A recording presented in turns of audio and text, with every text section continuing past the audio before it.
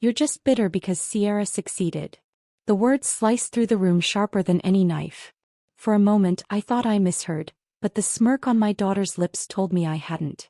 She meant every syllable, bold enough to spit them out at her own mother, across my own dining table. This isn't just a story, it's a reckoning. Stay with me from the first shocking words at the dinner table to the final moment of justice. You won't want to miss a second. I didn't slam my hand or shout back. I simply set my glass down, slow and careful so it wouldn't tremble in my grip. My silence did more damage than an outburst ever could. I could feel the weight of it pressing down on everyone in the room, most of all on Sierra, though she hid it well behind that practiced smile. Then came the sound, a clatter. My husband's fork slipped from his hand and hit the china plate with a sharp clang. It wasn't the fork itself but what it meant. He knew. He knew Sierra had crossed a line, one she couldn't take back. The dining room was warm, the old chandelier buzzing faintly above us, casting long shadows across the table. It was a little after 7:30 p.m., and the air smelled of roasted chicken and herbs. The kind of Sunday dinner that used to hold us together when Sierra was still a child. But now, the smell of rosemary did nothing to soften the bitterness hanging in the air. I watched the steam rising from the food, curling like smoke from a fire I hadn't started but had been forced to sit in. My eyes moved from Sierra's painted nails tapping against her wine glass, to the way my husband avoided looking at me. That told me everything. It wasn't just her words that stung.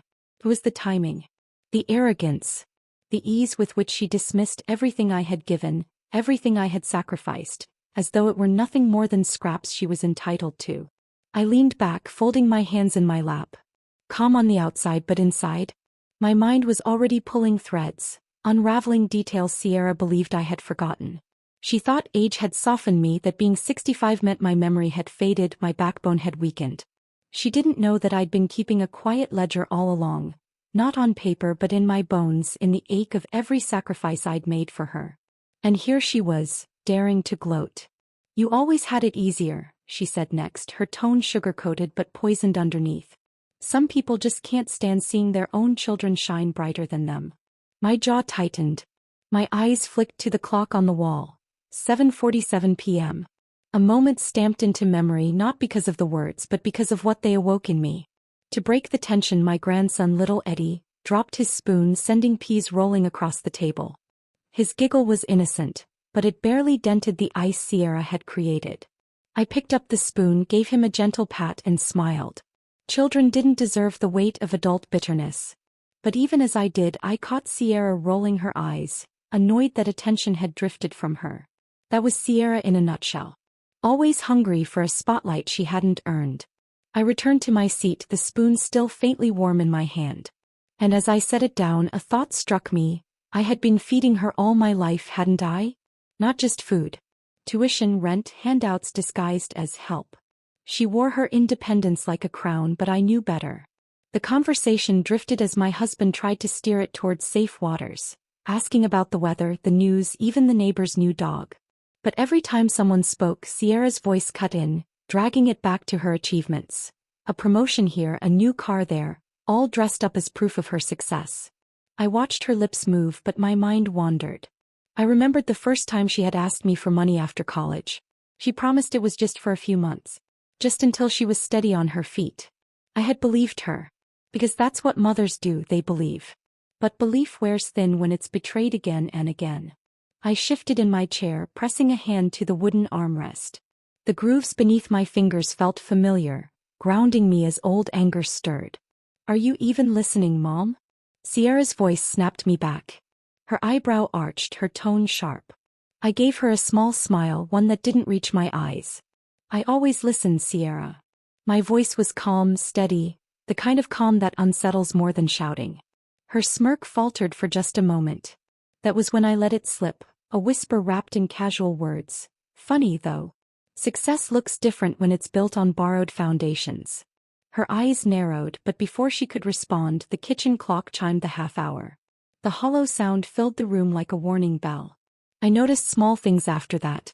The way Sierra's hand shook slightly as she reached for her glass. The way my husband cleared his throat but didn't speak. The way the air in the room seemed heavier, as though the walls themselves were listening. Even the dog, curled beneath the table, shifted uneasily. Animals know tension better than people sometimes. I thought of the metal box tucked away in the attic. The one Sierra didn't know about. Receipts, bank slips, copies of checks. All the things she assumed I'd tossed out years ago. Proof. Cold, undeniable proof. That was my hidden advantage. And though I didn't reveal it tonight, I let myself savor the knowledge that it existed. Sierra leaned closer across the table, her voice dropping lower just for me. You can't stand it, can you? That people admire me now. That I'm not your little girl anymore. I met her eyes, steady and unblinking. You're right, I whispered back. You're not my little girl anymore. The words landed heavier than she expected. For the first time all night she looked unsure of herself. That was my victory, small, silent but satisfying. The meal dragged on but no one touched much food. The roasted chicken grew cold. The peas Eddie had dropped earlier rolled off the table edge and onto the floor, forgotten. The laughter and warmth that usually filled Sunday dinners had been replaced by an uncomfortable silence punctuated by Sierra's occasional attempts to provoke me further. But I didn't rise to it. I didn't need to. Every jab she threw only exposed her insecurity, her need to prove something. And every calm look I gave her told her that I saw through it all. By the time dessert was served, the pie sat untouched. No one had the appetite anymore. Finally, as the plates were being cleared, Sierra stood. She smoothed her blouse, glanced at me with that same forced confidence and said, "You'll see, Mom. You'll see I don't need anyone." I rose too, slow and deliberate, meeting her at eye level. "Maybe," I said softly, my voice steady enough to still the room. "But needing and owing are not the same thing." Her face drained of color. And in that suspended moment, with everyone watching, we stood face to face. Mother and daughter, truth and denial colliding at the dining table. But I didn't finish it there. Not yet. Some truths deserve patience, and patience had always been my sharpest weapon. The fork had fallen. The silence had spoken. And Sierra had no idea what storm I was about to unleash. I didn't unleash it at the table. Not yet. Some truths are like storms. You don't bring them down in the middle of supper. You wait until the house is quiet, until no one is watching, and then you open the sky. That night, after Sierra and her family drove away, I moved through the kitchen in silence. The plates were still warm from the roast chicken. The air smelled faintly of rosemary and lemon, and the sink filled with water that steamed against my face. My husband tried to talk about the sermon from church, about the weather forecast, about anything to fill the gap Sierra had left behind. But every word felt thin, like tissue stretched over a wound. I didn't answer much. The silence between us was heavier than the dishes stacked in my hands. By the time the counters gleamed and the leftovers were sealed away, the clock read 10:15. The house had slipped into its late-night rhythm. The fridge clicked on, the floorboards groaned as they cooled, and our old dog shifted under the table with a long sigh. I switched off the kitchen light, climbed the stairs slowly, not from tiredness but from purpose. Each step felt deliberate, like I was walking into a decision I couldn't reverse. At the landing I hesitated.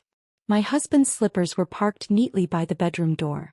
He would want me to leave it alone, to let the past stay in the past. But I couldn't. Not after tonight. Sierra's words still rang in my head, mocking, ungrateful, cruel. So instead of turning left into the bedroom, I turned right toward the attic. The air was cooler up there, sharp with dust and the faint tang of insulation. A single bulb swung overhead when I tugged the chain, casting shadows that stretched across boxes of Christmas ornaments, baby clothes and photo albums. Every object was a memory, but I wasn't here for memories. I knew exactly what I was looking for. The metal lockbox was wedged behind a stack of old tax folders. My knees creaked as I pulled it free.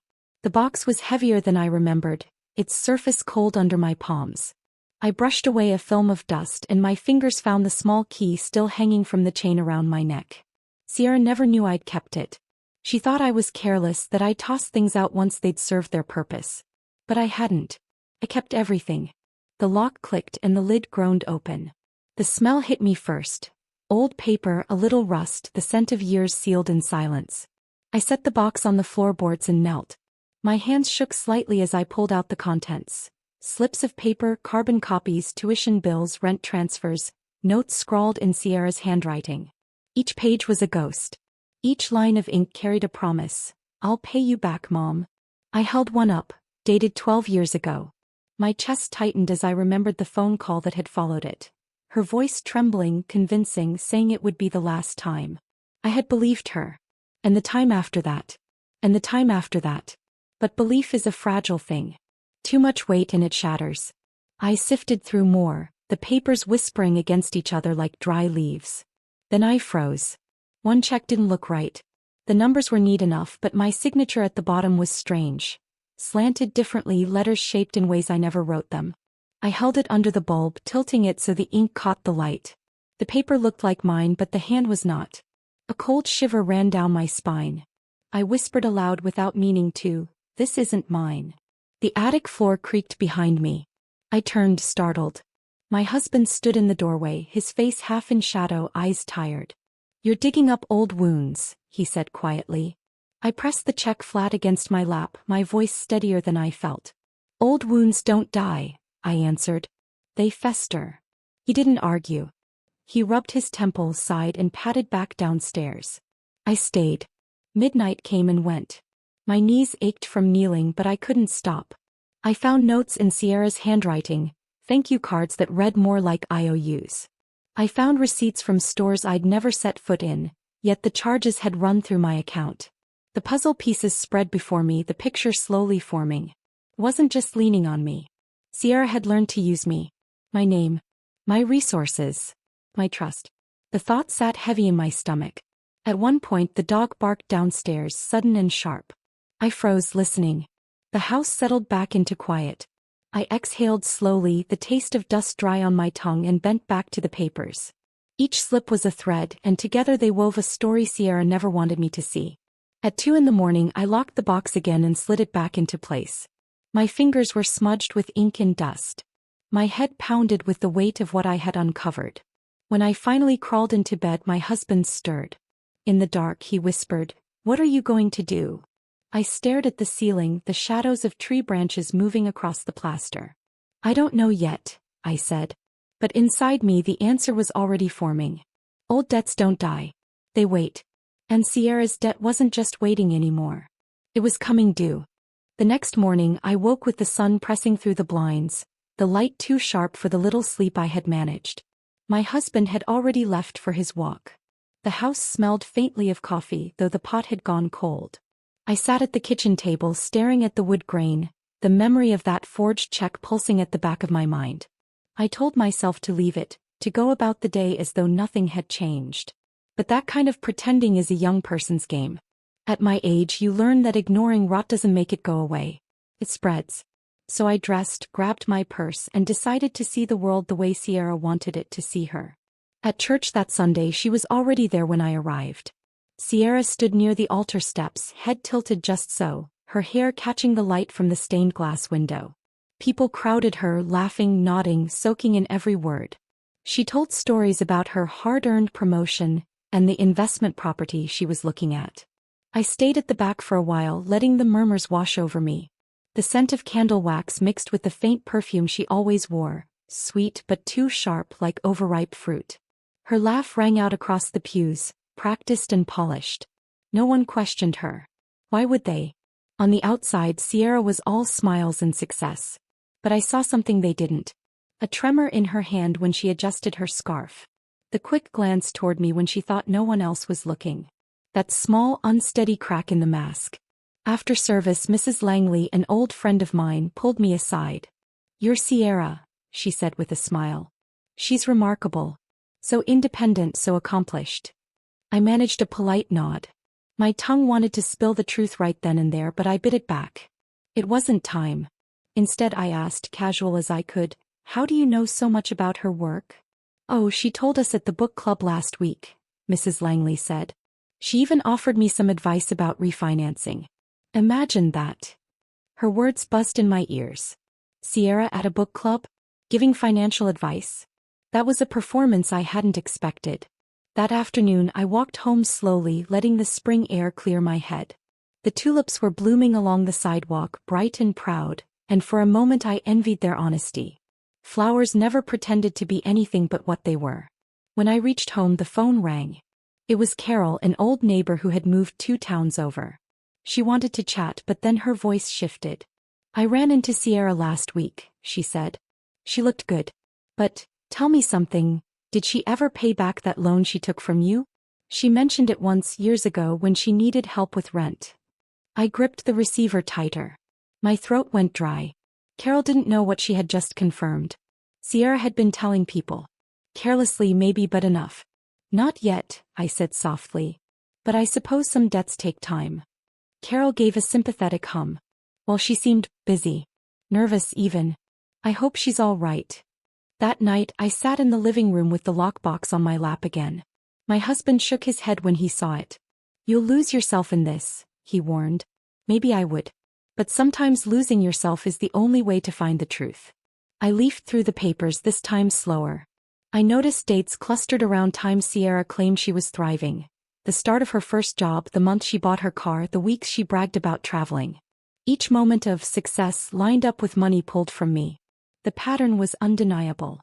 The mask she wore in public was painted with my sacrifices. And if there was one thing I knew about masks, it was this: they always crack. The next day I went to the grocery store. The place was small, the kind of store where cashiers knew your name and the smell of bread followed you down the aisles. As I reached for a carton of eggs, I heard two women whispering near the produce section. She was late on rent again, one said. No, not Sierra, the other gasped. That's what I heard. Landlords losing patience. I froze, the eggs cold in my hand. My stomach twisted. I didn't approach them, didn't say a word. But I walked away with my head buzzing. Out there, behind closed doors, Sierra's story wasn't as airtight as she wanted. Later that week I decided to test the waters myself. I stopped by the library where Sierra sometimes volunteered. The librarian, a kind man named David, greeted me warmly. Your daughter's been busy, he said. How so? I asked. He lowered his voice. She asked if we had any part-time positions. Said she needed something extra. Surprised me given how well she's doing. My pulse quickened. Another crack. I thanked him, pretended not to think much of it, but as I walked out, the truth was clear. Her mask was slipping faster than she realized. At home I started writing things down in a notebook. Not just receipts and dates, but conversations, whispers, fragments of truth that floated my way. Each entry was a thread, weaving into a tapestry of lies, unraveling at the edges. One evening I read aloud a few of them to my husband. He listened quietly, then said, Why are you doing this? To prove her wrong? Or to prove yourself right?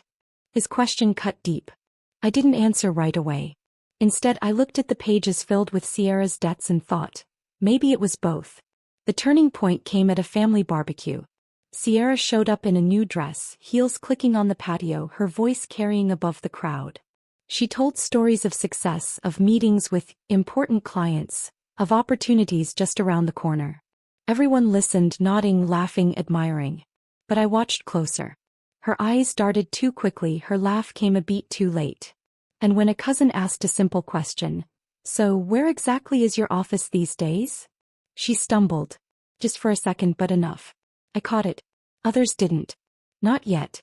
That night as I washed dishes at the sink, the sound of laughter still echoing in my ears, I whispered to myself, the mask is cracking.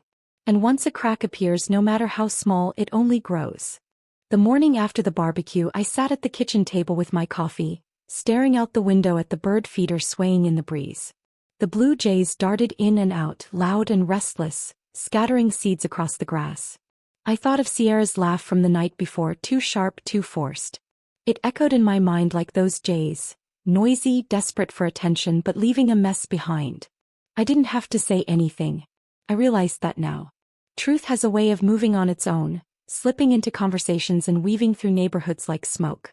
My job was only to notice, to listen, and to let the silence do the work. That afternoon I went to the post office to mail a package. Mrs. Perkins, who worked the counter, leaned closer after weighing my box. Your daughter was in here last week, she said. Looked a little upset. Something about a bill? Her voice was careful, but her eyes were curious. People always loved Sierra's glow, but they loved a good crack in it even more. I smiled faintly, pretending not to know. Bills have a way of following us, I said. Mrs. Perkins chuckled, but I caught the glimmer in her eyes. The whisper had begun to travel. At church the following Sunday, Sierra walked in late. Normally she swept into the room, heels clicking, perfume trailing, ready to command the crowd. But this time she moved quieter, her smile thinner. I watched from my pew as she leaned to greet Mrs. Langley, only to receive a polite nod instead of the usual warmth. A small thing, but enough to make Sierra's shoulders stiffen. She noticed. When the choir sang, her gaze darted around the room, searching for admiration that didn't come as easily anymore. I folded my hands, keeping my face still. I didn't need to expose her. The unraveling was happening all on its own. Later that week I ran into David, the librarian at the farmer's market. He asked if Sierra had found steady work yet. She seemed anxious, he added, glancing at me as though fishing for confirmation. I only tilted my head. She's figuring things out, I said. Which was true in its own way. The smell of strawberries and fresh bread hung in the air. Families moved between stalls, children tugging at their parents' sleeves, laughter mingling with the clink of coins. But for me, everything felt heavy, like the weight of Sierra's stories pressed into my shoulders. Everywhere I went, someone mentioned her. Admiration at first, then doubt, and now curiosity with an edge of suspicion. The threads were unraveling and I couldn't stop them even if I wanted to. One evening the phone rang. It was my sister Eleanor. She rarely called unless something mattered. I saw Sierra yesterday, she began, her tone cautious. She looked worn. Told me she had a big client dinner, but when I asked where, she changed the subject. I swallowed. My sister had always admired Sierra, defending her even when others didn't. For her to question now meant the mask was slipping further. Do you think she's hiding something? Eleanor asked. I hesitated. I think, I said slowly, that Sierra is learning what happens when stories don't match the truth. There was silence on the other end before Eleanor sighed. I hope she figures it out before it's too late. But Sierra didn't figure it out. Instead she came storming into my house 2 days later, her heels clicking across the floor like hammers. Why are people looking at me differently? She demanded, dropping her purse onto the couch. Her lipstick was smudged, her hair pinned too tightly, as though she had tried to hold herself together but failed. I looked up from my knitting, keeping my voice calm. Maybe people are starting to see what you don't want them to. Her eyes narrowed. You've been talking. I shook my head. I haven't said a word that wasn't true.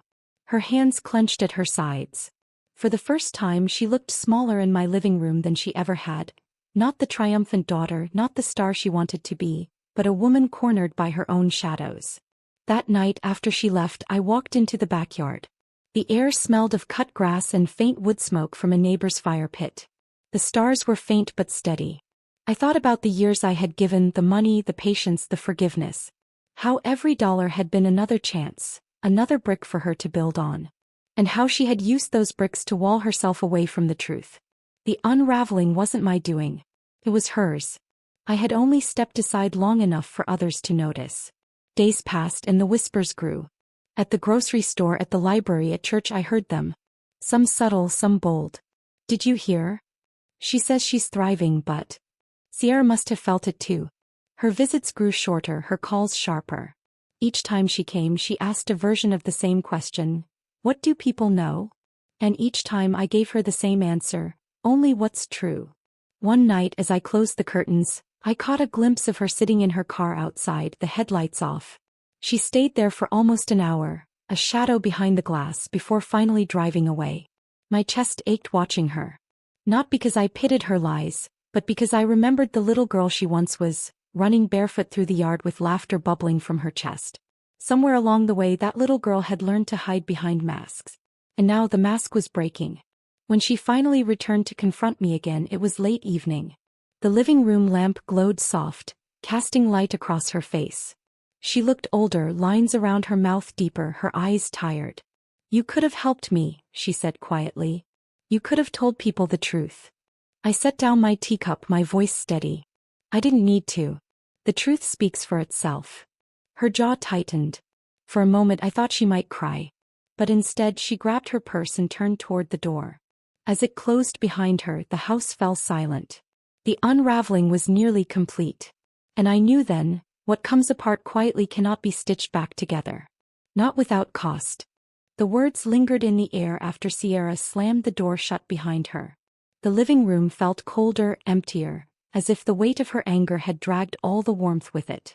I sat very still, listening to the quiet hum of the lamp, the soft tick of the wall clock.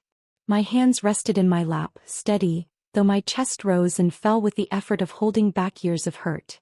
For the first time, I realized I wasn't waiting for her to come back with apologies. I wasn't waiting for anything. The unraveling had done its work. All that was left was the final thread to pull. Came 2 weeks later. A knock at the door, sharp, rushed. When I opened it, Sierra stood there, pale and hollow-eyed, her lips pressed into a thin line.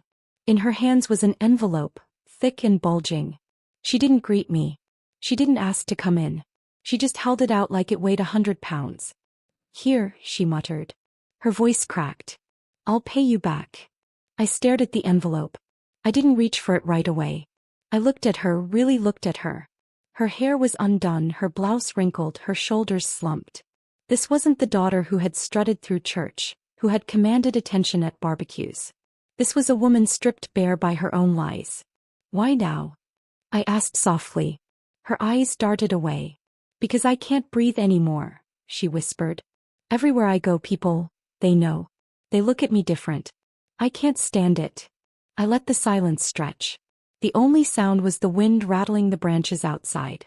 Finally, I reached out and took the envelope. The paper was rough beneath my fingers.